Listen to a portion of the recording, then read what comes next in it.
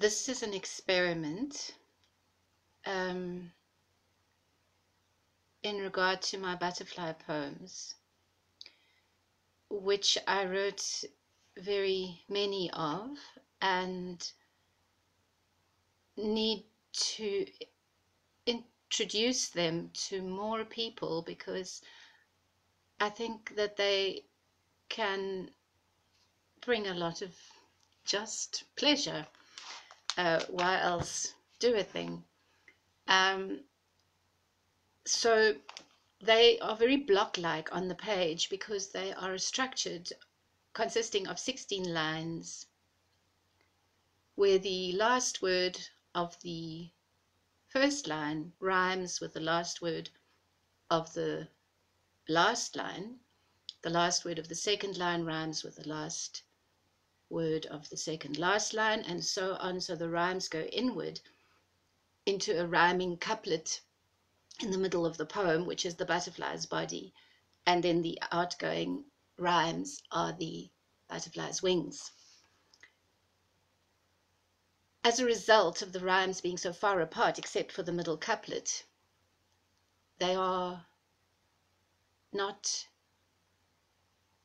very much attracting attention to themselves, and it is possible to weave ordinary speech rhythms into the poem.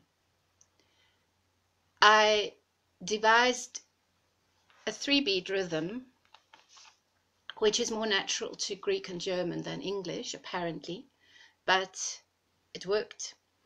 And so, without further ado, this was a butterfly that I wrote by way of a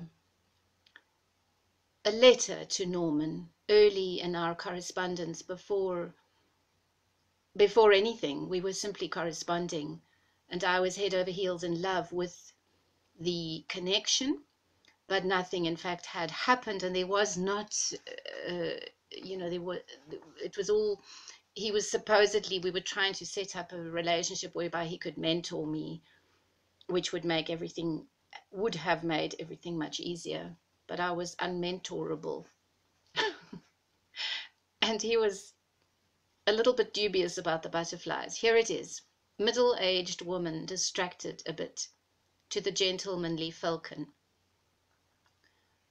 All I am waiting for is a reply from you, answering mine, to maintain even now, 1 month after we met, the glad spirit born then in my heart, which you healed without trying, by being yourself.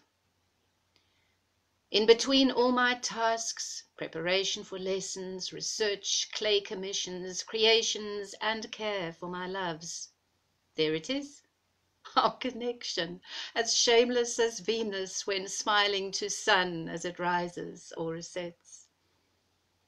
Unexpected, a gift from the belly of life I've received by the joy and the ache of this sharing of words, which we do.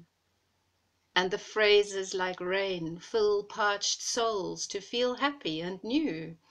How I long for your letters. A teenager's mood is not better relieved than my middle-aged soul on cloud 9. Your myths include Isis, Osiris, and Horus, of course, whose stories, long learned with affection while dreaming up figures which speak to my truths, seem to perch like great birds on the branches of both of our minds, looking down on each self. Far from ill through this chance, I'm distracted a bit by what's mirrored for me in your words, which have magic like handmade old wine.